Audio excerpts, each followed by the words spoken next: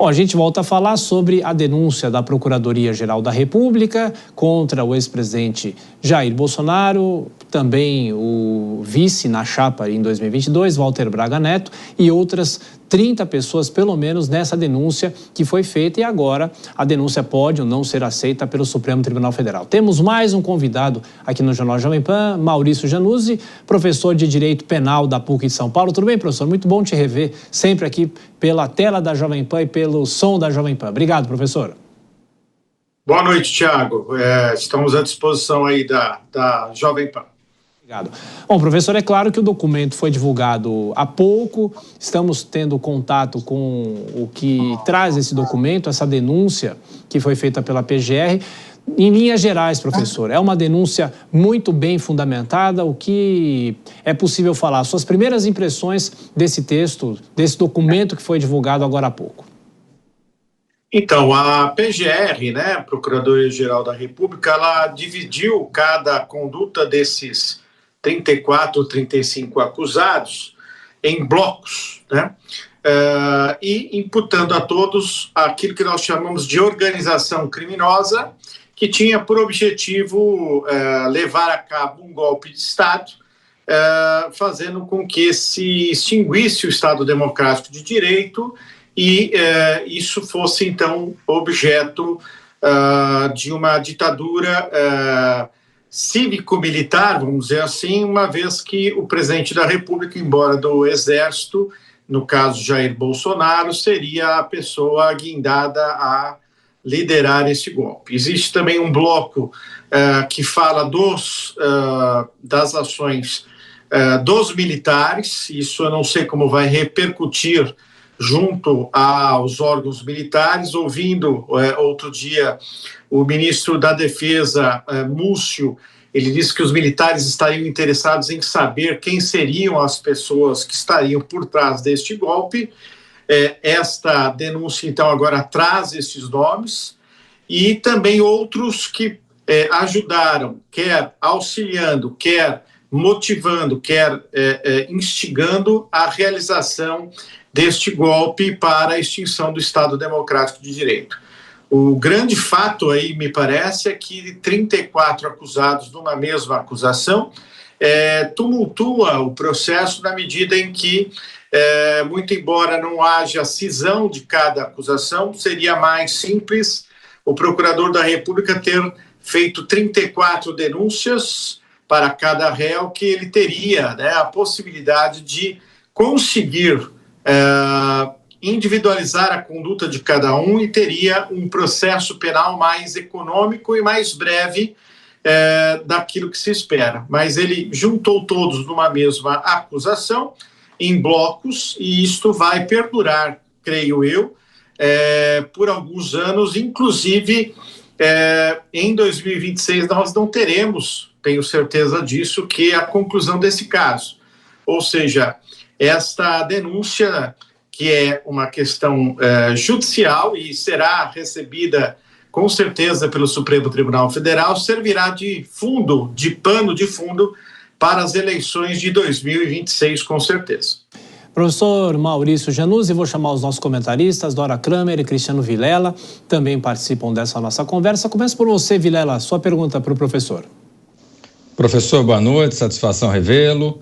Professor, na sua visão, qual é o principal desafio do Supremo Tribunal Federal, especialmente no sentido de evitar que ocorra aquilo que já aconteceu por diversas vezes, num passado recente no Brasil, de condenações judiciais que eventualmente são anuladas posteriormente por conta de vícios na tramitação do processo?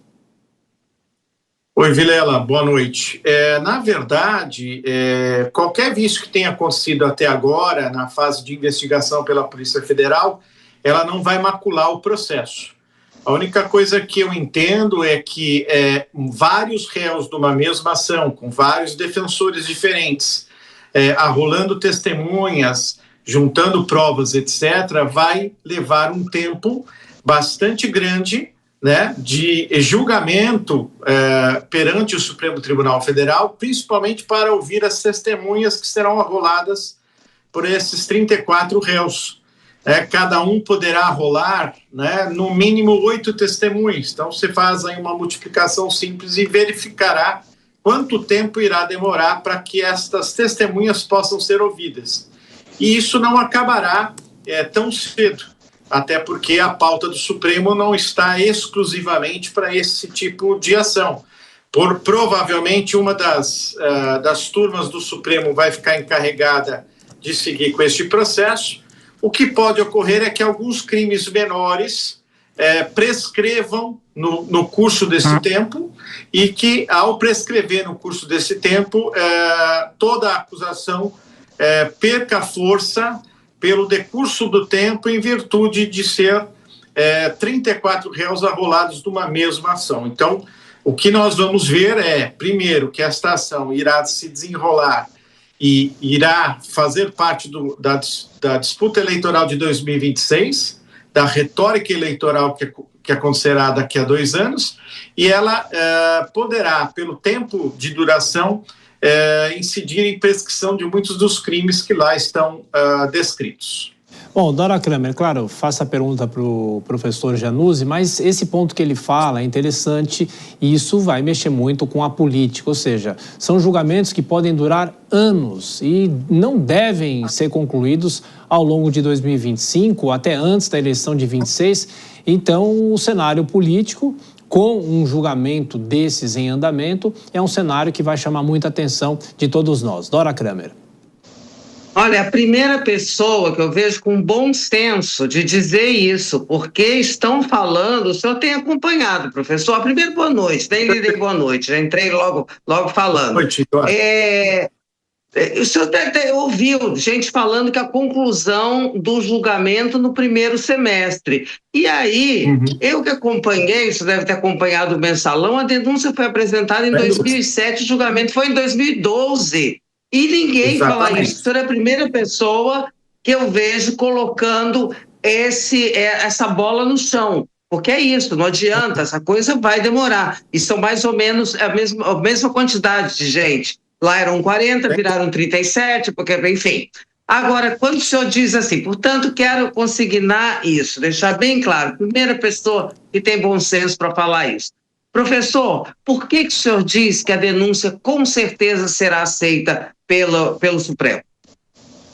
Veja, esta denúncia, ela vem no bojo daquele inquérito das fake news, que também foi gestado e está em andamento, e o inquérito especificamente que saiu dessas fake news e foi investigado especificamente da tentativa de golpe de 8 de janeiro.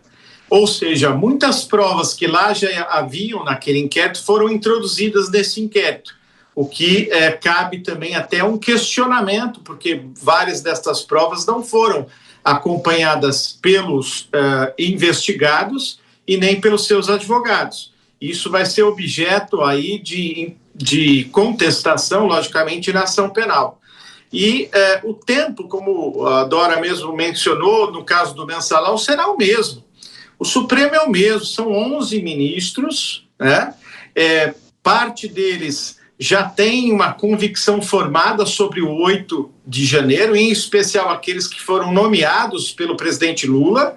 Eu falo diretamente do presidente Dino, que deveria, no mínimo, se declarar suspeito a respeito desses fatos, porque lá estava quando o ministro da Justiça, que era no dia 8/1, portanto, na minha visão, ele é suspeito de julgar isto, e os outros ministros já têm uma corrente que se forma em torno disso, que é uma corrente pró-governo e uma corrente anti-bolsonarista, até pela forma que o Bolsonaro, no seu governo, tratava esses ministros que ainda estão lá no Supremo Tribunal Federal. Não há como se tirar de um juiz de direito a sua capacidade pessoal de querer saber ou de ser um cidadão além de juiz. E, portanto, algo que move a democracia é justamente tentar justiciar, esta é a expressão, aquilo que foi, ou será, ou foi realmente um golpe de Estado.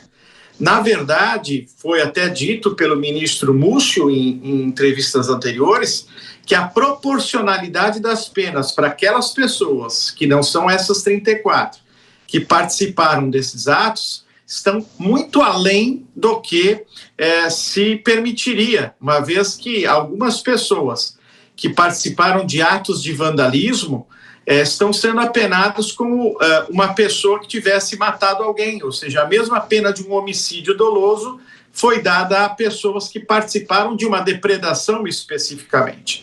Portanto, fazer esta depuração por parte do Supremo é muito difícil porque não há um julgamento jurídico no Supremo.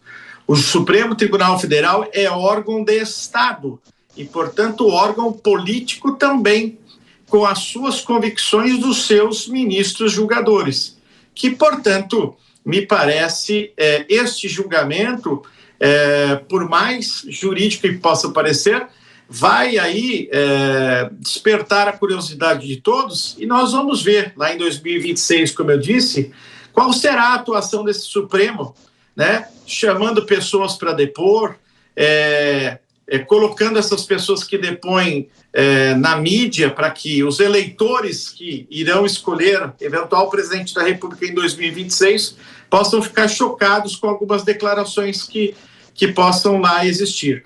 Eu tenho muito receio disso e acho que o Supremo Tribunal Federal, alguns dos seus integrantes, entre eles o ministro que foi nomeado pelo presidente Lula, deveria se declarar suspeito por conta disso. Professor Januzzi, eu já, claro, perguntei sobre isso para o Cristiano Vilela, que é advogado, também o professor Acácio Miranda, que participou agora há pouco, e eu queria ouvir a sua opinião também. O senhor disse que o julgamento pode durar muitos anos. E, claro, é algo que pode ser amplificado. E, ao que tudo indica, pelo menos a indicação é de que o julgamento será da primeira turma. O senhor acha que vai ser inevitável esse julgamento passar para toda a corte devido a todas as informações, a todo o processo, professor? Com certeza.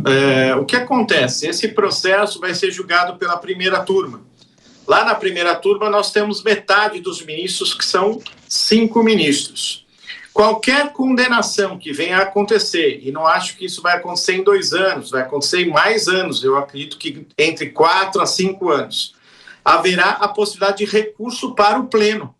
Em outras palavras, aqueles ministros do Supremo Tribunal Federal que não pertencem à primeira turma serão chamados a também se manifestar em grau de recurso, porque há, muito embora seja a última instância da justiça, quando ele é julgado por uma da turma, a outra turma passa a ser uma turma que nós chamamos de revisora, que é a turma que vai rever o posicionamento da primeira turma e vai concordar ou não com ela em grau de recurso, porque a qualquer pessoa é dado o chamado duplo grau de jurisdição, a possibilidade de não se contentar com o julgamento daquela Câmara ou daquela turma e recorrer para os 11 ministros. É claro e óbvio que isto vai acontecer.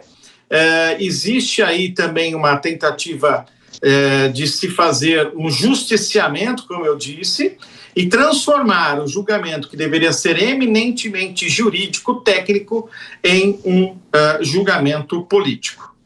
O professor, uma dúvida que talvez muitas pessoas tenham, a questão que se coloca, o senhor disse que o julgamento pode durar muito tempo. Quais os efeitos desse julgamento na própria eleição de 2026? E há aquela dúvida, obviamente, o ex-presidente Jair Bolsonaro está inelegível, tem essa discussão da revisão da mudança da lei da ficha limpa para que ele possa se tornar elegível, mas eventualmente, um julgamento, ele eventualmente condenado, os efeitos eleitorais até 2030, por exemplo, tem uma coisa tem relação com a outra ou talvez não tem, isso é o TSE que tem que decidir, eu acho que é importante explicar. Eu vou tentar fazer um raciocínio até para que vocês discutam aí. Primeiro, o recebimento dessa denúncia ou o próprio oferecimento pelo PGR já faz com que o Poder Legislativo comece a discutir se aquela lei da anistia que foi aventada será possível a sua concretude, ou seja, a sua discussão. me parece que o legislativo não deve ir para um embate com o judiciário, e esta tentativa de se anistiar estas pessoas através de uma legislação gerada no poder legislativo, me parece que agora coloca-se uma água no chope, né, do legislativo, que não vai querer fazer este cavalo de Troia aí com relação ao poder judiciário. E a outra questão é o seguinte: caso haja uma condenação e o ex-presidente da República, Jair Bolsonaro, está sendo colocado como o cabeça, o gestor, o idealizador e o beneficiário do golpe de Estado, terá, entre todas as penas, até pelo grau de hierarquia, e cada pena deve ser individualizada, uma das maiores penas. Acredito até que uma pena passível de que ele venha, caso a condenação transite em julgado, a ser preso. Então, não estamos nem falando de uma questão eleitoral, estamos falando de uma eventual futura possibilidade concreta de que o ex-presidente Jair Bolsonaro, ao cabo e ao final desse processo, venha a ser preso e, portanto, se tornando inelegível lá para 2030 e até para outros anos posteriores, ou seja, sendo retirado da política nacional por este julgamento, que é o que eu acredito que vai acontecer. Professor, nós temos 2 minutinhos para encerrar o jornal. Eu faço a última pergunta, professor, que é a seguinte: qual é a reação da defesa dos envolvidos? Como que essas defesas devem trabalhar, claro, se a denúncia for aceita? Então, agora vai para um momento em que o Supremo Tribunal Federal, através do seu relator sorteado, irá verificar se há indícios de autoria e prova da materialidade desse crime, e se houver, né, e basta indícios, ou seja, não precisa ter uma certeza absoluta de que esses indivíduos são os autores, ele irá receber. Por isso a minha convicção plena de que será recebida essa denúncia. E, após isso, a defesa será, então, intimada para que, após a citação de todos esses envolvidos, ele apresente uma resposta a esta acusação. O que bem me parece que a defesa, até o momento, não teve acesso a todas as provas objetos do inquérito policial da Polícia Federal. Houveram aí muita coisa que não foi dada vista aos advogados. E a primeira coisa que o advogado de defesa deve ter e saber é quais as provas materiais, testemunhais e documentais que existem que embasam efetivamente esta denúncia. E, a partir daí, então, discutir isso com a defesa para a melhor estratégia possível, no sentido de que faça-se uma defesa em que as questões postas realmente sejam objeto de comprovação jurídica, não de mera especulação política. Professor Maurício Januzzi, professor de Direito Penal da PUC, obrigado pela gentileza, professor. Voltaremos a nos falar. Um abraço. Eu que agradeço, Tiago, agradeço também aos colegas. Bom, Dora Kramer e Cristiano Vilar, temos 30 segundos para cada um. Dora, faça as suas considerações finais, a expectativa do dia político de amanhã. O que diz a sua bola de cristal, Dora Kramer? 30 segundinhos, por favor.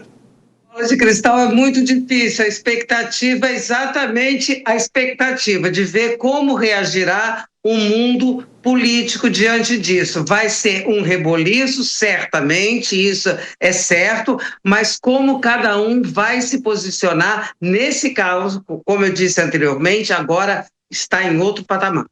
Até amanhã, Dora. E você, Vilela, não só a repercussão política, mas a repercussão jurídica, o debate jurídico que a gente vai ter pela frente com essa denúncia. Exatamente. Seguramente os próximos dias serão de análise mais detida da peça, da denúncia, muitos questionando eventualmente o volume, a ligação dos pontos a partir de julho de 2021, até o desfecho no dia 8 de janeiro de 2023, e analisar qual vai ser o posicionamento do Supremo Tribunal Federal no sentido de eventualmente aceitar com rapidez ou não, e qual será o rito, qual será o trâmite que será dado a esse julgamento por parte do Supremo.